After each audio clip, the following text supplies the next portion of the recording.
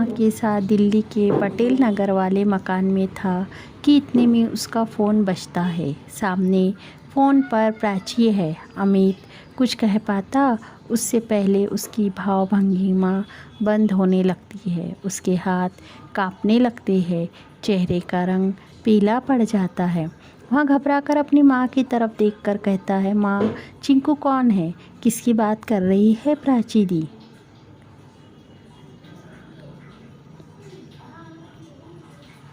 बेटे के चेहरे की उड़ी रंगत देख सुलक्षणा घबरा गई।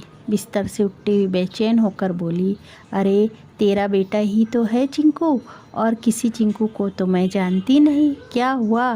क्या कहा प्राची ने चिंकू के बारे में? कुछ तो बता। माँ, वह नहीं रहा मेरा बच्चा, चिंकू चला गया, कहकर अमित बच्चों की तरह रोने लगा। क्या हुआ उसे? ला मेरा फ़ोन दे। शायद प्राची किसी और से बात करना चाह रही थी और तेरा नंबर मिल गया। मैं समता का नंबर लगा लेती हूँ, बहू से ही पूछ लेती हूँ इस फ़ोन के बारे में। ज़रूर कुछ गड़बड़ हुई है, हो सकता है तुझसे सुनने में कुछ गलती हुई हो। सुलक्षणा लगातार बोले जा रही थी। टेबल से अपना मोबाइल उठाकर उसने अपनी बहू समता का नंबर मिला लिया। मोबाइल समता के जिया जी ने उठाया। सुलक्षणा के कान जो नहीं सुनना चाह रहे थे वहीं सुनना पड़ा। सचमुच अमित का 2 वर्षीय बेटा चीकू इस दुनिया को छोड़कर जा चुका था।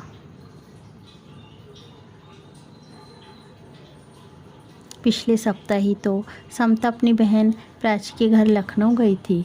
शादी के बाद अमित की व्यवस्था के कारण वहाँ प्राची के पास नहीं जा पाई थी। प्राची ही एक बार आ गई थी उससे मिलने।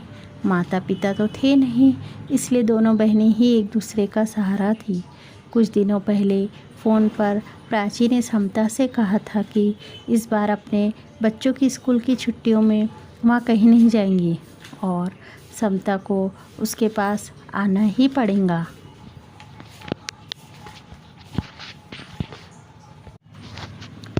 समता और चीकू को लखनऊ छोड़ अमित कल ही दिल्ली वापस आया था। वह गुड़गांव के में एक जर्मन एनएनसी में मैनेजर के पद पर था। उसे कंपनी का मैनेजमेंट संभालना था, इसलिए वह लखनऊ रुक नहीं पाया और जल्द ही वापस दिल्ली आ गया। घर पहुंचकर उसने जब समता को फ़ोन किया था तो चीकू ने समता के हाथ से मोबाइल छीन लिया था।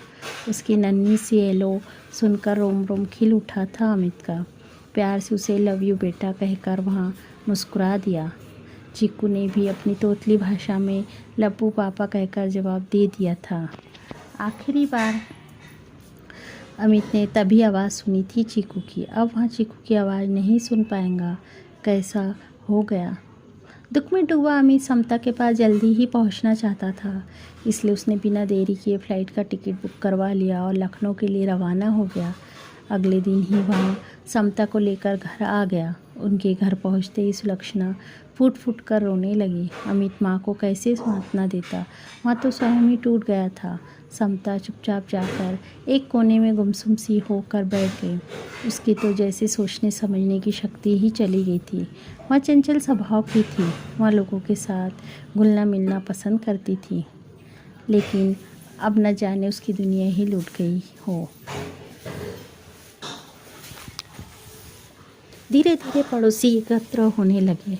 चीकू के इस तरह अचानक मौत के मुंह में जाने से सब बेहद दुखी थे। कैसा लग रहा होगा समता को? खुद स्विमिंग की चैंपियन थी। अपने कॉलेज में छोटे बेटे टिंकी की मौत।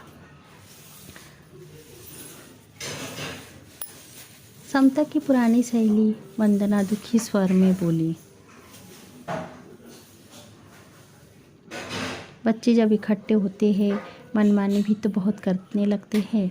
ठंडी हवा भरते हुए सामने मकान में रहने वाले मृदुल बोले, हम लोग भी तो एक दूसरे में कभी कभी इतना खो जाते हैं कि बच्चों की सुध लेना ही भूल जाते हैं। समता के पड़ोस में रहने वाली मनोविज्ञान की अध्यापिका मृदुल को जवाब देने के अंदाज में बोल उठी, असली बात तो यहाँ है कि मौत के आगे आज तक किसी की नहीं चली। बाद में सास अफसोस ही तो कर सकते हैं, इसके सिवा कुछ नहीं। एक बुजुर्ग महिला के कहने पर सभी कुछ देर के लिए मौन हो गए।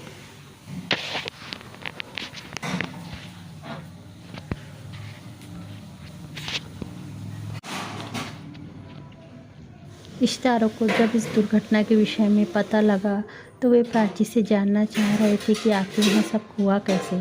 शोक में डूबी प्राची स्वयं को कसूरवार समझ रही थी। ना ही वहाँ बच्चों को छत पर जाने देती, ना ही यह दुर्घटना घटती।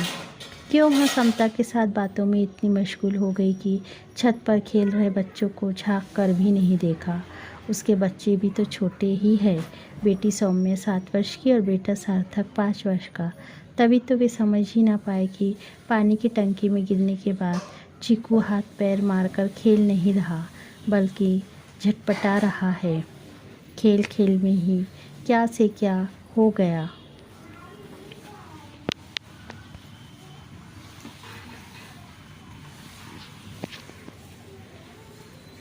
छत के फर्श पर रखी पानी की टंकी का ढक्कन खोल प्राची के बच्चे उसमें हाथ डालकर मस्ती कर रहे थे।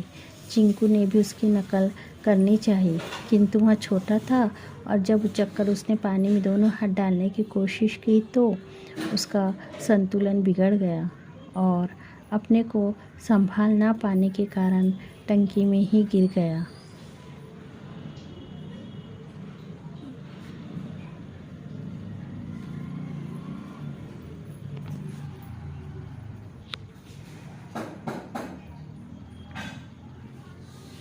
प्राची और समता के तब होश उड़ गए थे जब सौम्य ने नीचे आकर कहा था, चीकू बहुत देर से पानी में है, आप निकालो बाहर। बेतहाशा दौड़ते हुए वे दोनों छत पर पहुँचे, पर तब तक बहुत देर हो चुकी थी। अपनी बहन समता के दुख में दुखी प्राची के पास आंसू को सिवा कुछ नहीं था।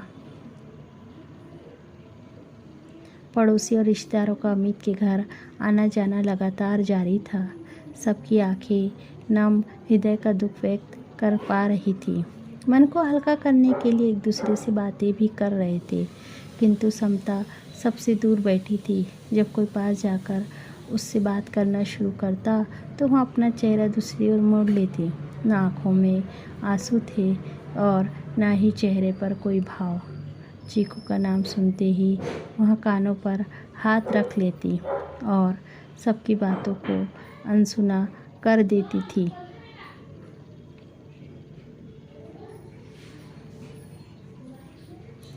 सबकी यही राय थी कि समता को रोना चाहिए ताकि उसका मन हल्का हो पाए और वह भी सबके साथ अपना दुख साझा कर पाए। पर समता तो भावहीन चेहरा लिए एकटक शून्य में ताकती रहती थी। समता की मानसिक स्थिति को देखते हुए अमित ने मनोचिकित्सक से सलाह ली।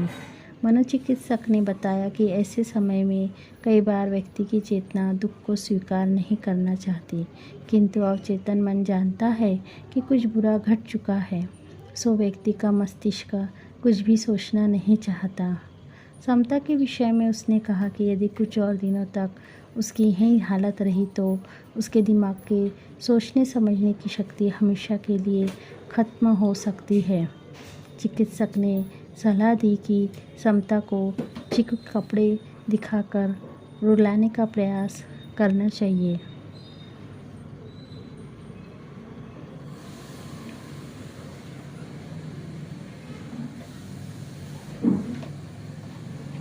डॉक्टर की सलाह के अनुसार अमित ने समता को चीकू के कपड़े, खिलौने और फोटो दिखाए।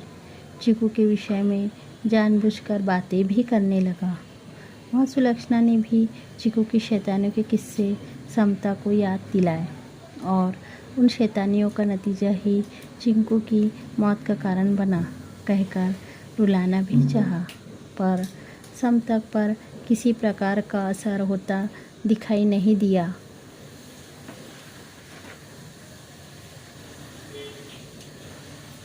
सुलक्षणा ने अमित को सलाह दी कि सब साथ में अपने गांव चलते हैं।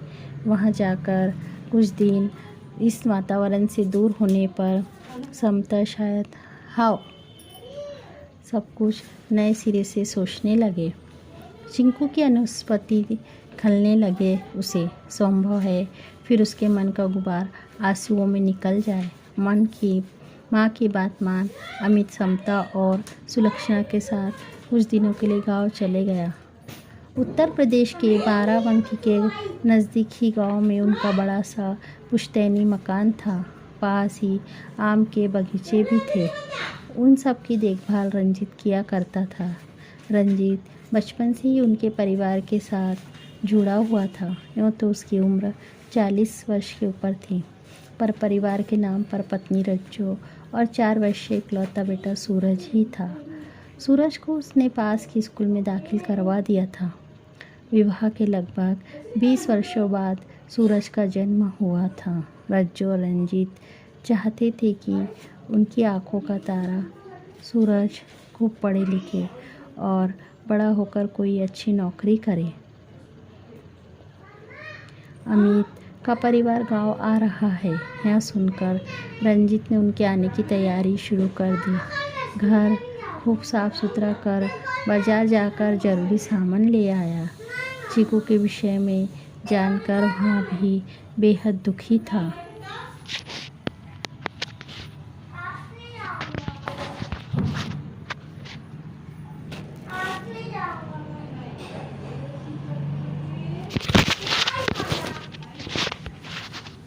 गांव पहुंचकर अमित और सुलक्षणा का मन तो कुछ हल्का हुआ, पर समता की भाव शून्यता वहाँ भी कम न हुई। अमित उसे इधर उधर ले जाता। सुलक्षणा भी गांव की पुरानी बातें बताकर उसका ध्यान दूसरी ओर लगाने का प्रयास करती, पर समता तो जैसे जड़ हो गई थी। ना वहाँ ठीक से खाती पीती और ना ही ज़्यादा कुछ बोलती थी।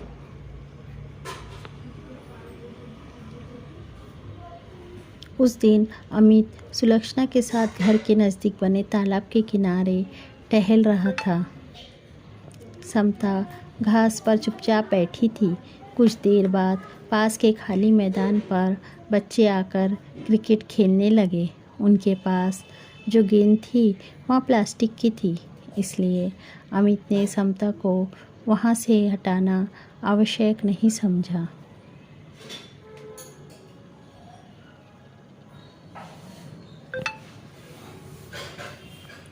बच्चे गेंद पर तेज़ी से बल्ला मार उसे दूर फेंकने का प्रयास कर रहे थे, ताकि गेंद दूर तक जाए और उन्हें अधिक से अधिक रन बनाने का अवसर मिले। उनकी बच्चों की टोली में एक छोटा सा बच्चा हर बार फुर्ती से जाकर गेंद देकर आ रहा था। छोटा होने के कारण बच्चों ने उसे बैटिंग या बॉलिंग न देकर फेंकी हुई गेंद वापस ला देने का काम सौंपा हुआ था। इस बार एक बच्चे ने कुछ ज़्यादा ही तेज़ी से बल्ला चला दिया। गेंद तीव्र गति से लुढ़कने लगी। छोटा बच्चा भागता हुआ गेंद को पकड़ने की कोशिश करता रहा, पर गेंद तो खूब तेज़ी से लुढ़कते हुए तालाब में गिर कर ही रुकी। प्लास्टिक के होने के कारण वह गेंद पानी पर तैरने लगी। गेंद तालाब से निकालने के लिए उस बच्चे ने ज़मीन पर पड़ी पेड़ की पतली सी टहनी उठाई और गेंद को टहनी से खिसकाकर करीब लाने की कोशिश करने लगा। पेड़ की डंडी गेंद तक तो पहुंच रही थी, पर इतनी बड़ी नहीं थी कि गेंद को आगे की ओर धकेल पाए। बच्चा इधर कोशिश कर रहा था, उधर साथी जल्दी जल्दी का शोर मचाए हुए थे। गेंद को तेज़ी से आगे की ओर धकेलने के लिए उस पर डंडी मारते हुए अचानक ही वह बच्चा तालाब में गिर गया। इससे पहले वहाँ खेल रहे बच्चे को समझ पाता, समता तेज़ी से दौड़ती हुई वहाँ पहुँची और तालाब में कूद पड़ी। बच्चे को झटके से पकड़कर उसने गोदी में उठा लिया। अमित और सुलक्षणा दूर से यह दृश्य देख रहे थे। अमित भी भागता हुआ वहाँ पहुँच गया। तालाब के किनारे बैठकर बच्चे को अपनी गोद में ले लिया। बच्चे को शीघ्र ही उसने अपने घुटने पर पेट के बल लिटा दिया, ताकि थोड़ा सा भी पानी अंदर गया हो तो बाहर निकल सके। तब तक सभी बच्चे चिल्लाते हुए वहाँ पहुँच गए। शोर सुनकर आसपास के घरों के लोग भी इकट्ठा होने लगे। तालाब से बाहर निकलते ही समता अमित के पास आई और उस बच्चे को सकुशल देख अपने गले लगाकर फूट फूट कर रोने लगे। तभी भीड़ को चीरता हुआ रंजीत वहाँ आया। अपने बेटे सूरज को मौत के मुंह से निकला हुआ देख उसकी जान में जान आई। गदगद होकर वह समता से बोला, आज आपने नया जीवन दिया है मेरे बच्चे को। कितने सालों बाद संतान का मुंह देखा था। अगर आज इसे कुछ हो जाता तो आपका एहसान तो मैं इस जीवन में कभी नहीं चुका पाऊंगा।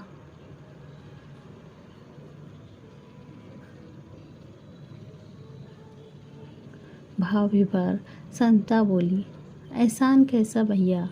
मुझे तो लग रहा है जैसे मैंने अपनी चीकू को बचा लिया हो। और सूरज को गले लगाकर समता फिर से रोने लगी। घर वापस आते हुए सूरज का हाथ थामे वह उससे बातें कर रही थी। समता में आए इस परिवर्तन से अमित और सुलक्षणा बेहद खुश थे।